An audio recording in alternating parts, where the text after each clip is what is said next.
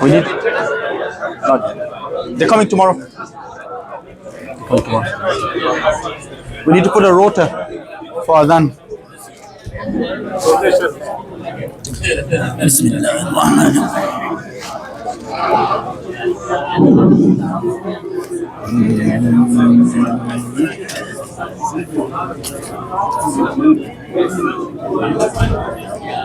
Bismillah ar-Rahman ar-Rahim.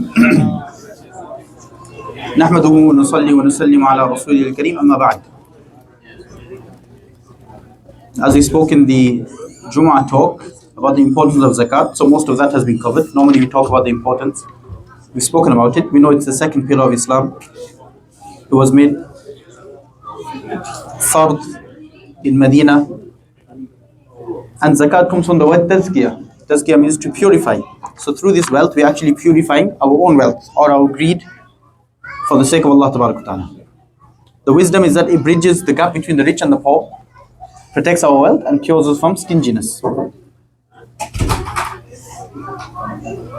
All the prophets used to call for zakat, some kind of charity. Some would have 10%, some would have 2.5%, different amounts, even a third. Inshallah. So, what's the conditions for a person who needs to give zakat? First of all, for a person who needs to give zakat, what's the conditions? First of all, the person needs to be mature, which means baligh, Islamically mature. If a person is young, immature, then that person doesn't have to pay zakat. But if that person has wealth, then the parents need to pay zakat on his behalf, his or her behalf. So for example, if your child, you have a saving account for your child, you've opened it up since you were born, you're putting money in there every month, maybe it's an investment, but it's for them, then that account, you need to pay zakat on that on behalf of the child. The only other option is that you calculate the zakat each time, and then when they become mature, they pay it at that time. That's the only two options, but we shouldn't delay it, we should pay it. Rasulullah Sallallahu Alaihi Wasallam even said with regard to a person who takes care of an orphan. So he's taking care of the orphan's parents passed away, left wealth for the orphan now. Rasulullah said the guardian can actually spend the wealth of the orphan, invest it for the orphan, كَيْ لَا تَأْكُلُهُ الصَّدَقَةِ, so that zakat and sadaqah doesn't eat away at that wealth. Because if you just leave wealth with an orphan, meaning you've just left it there, okay, the orphan came into your life and the orphan has 10,000 dirhams. 10 years until the orphan becomes mature, can spend the wealth, 2.5% is going to keep cutting each year. And that could be a large amount, 20-30% by the time the orphan becomes mature. So rather, Rasulullah said, no, invest it. So we realize that the zakat has to be given, but it has to be given from the guardian. The second thing is that we have to have nisab. Obviously, you have to be Muslim, you have to be intelligent, and you have to have enough wealth, which is nisab. What is nisab? Nisab is the minimum amount that a person has to pay zakat and doesn't receive zakat and doesn't receive any charity. There's two types of nisab. This is something a lot of us may not know. One is nisab for zakat, which is the fard one. One is a nisab for fitrana, sadqatul fitr and qurbani. So two separate ones. The nisab for zakat is that apart from all your necessities, houses, cars, clothes, all your necessities, you put them aside. When your savings gets calculated, so you check at this time how much savings do I have after all my expenses, etc., debts. The savings has to be more than a certain amount of gold or silver. So that's called nisab for zakat. So at that point now a person has to give zakat. For sadqatul fitr and for qurbani, the nisab is different. The nisab is after your bare minimum. Meaning if a person has two cars, only the first car counts. So the second car is now included in the nisab. Meaning your nisab for sadqatul fitr and qurbani is less. So a person may not have to pay zakat, but he'll have to do qurbani. There could be a scenario a person does not have to pay zakat, but he has to pay sadqatul fitr. So the nisab for that is less. It means after your bare minimum, after that if you reach nisab, then that is basically when you have to pay sadqatul fitr or you have to do the udhiyah and the qurbani. So that's the nisab. So how much is the nisab? It's a certain amount of gold and silver which changes each time. I can give you the amounts, or we can just say the equivalent of it which is that gold right now is past 4,500. Actually, it might have spiked up to 5,000. 5,200. 5,200 US dollars. Yes. And that could always change, but you take that as a bottom line.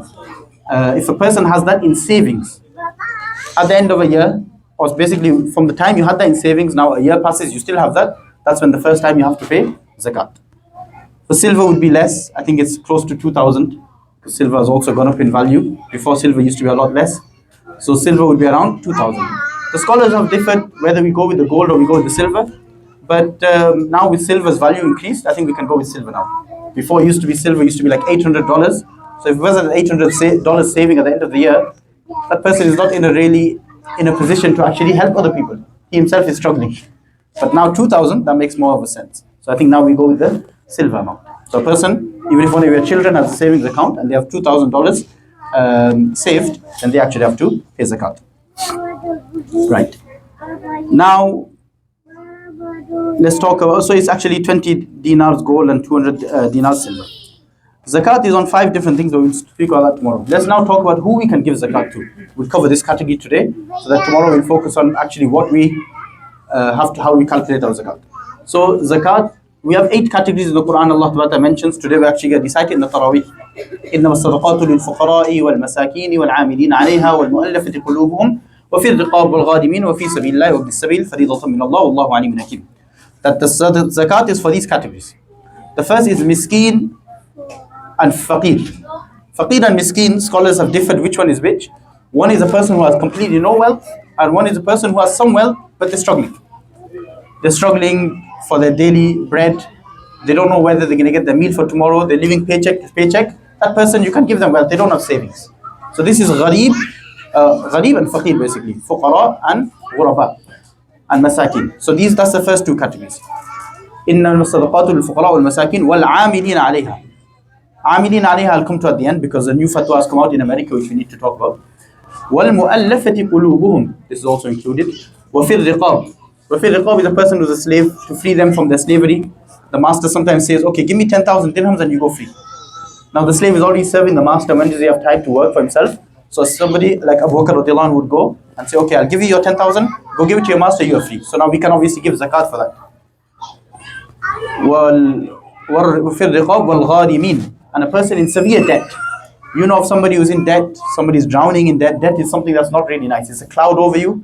Like I mentioned in the khutbah that Umar ibn Abdul Aziz would say, it's hammun bil-layl wa dhillun bin-nahar. In the night, it's causing you worries, you can't sleep. And in the day, it's causing you disgrace, you can't show your face. So now obviously, anyone that we know that's in debt, we should really be helping them out.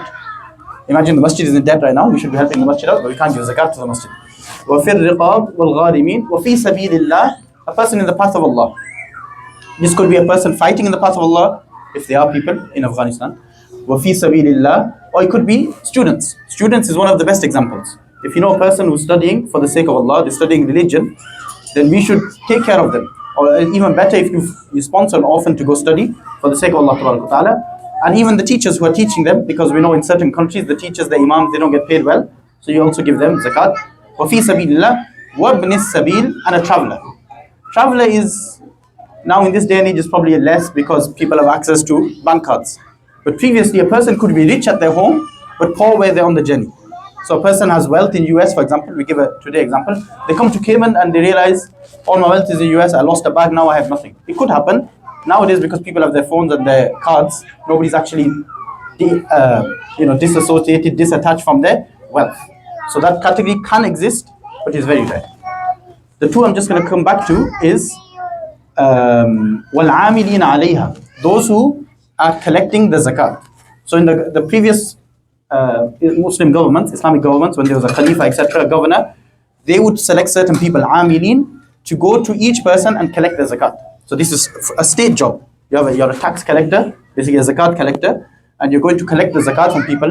So now that person, you can't give them zakat. Like for example, if you're saying this is my zakat and this is for you, no, you can't give them that. But now the state will use that zakat to pay them.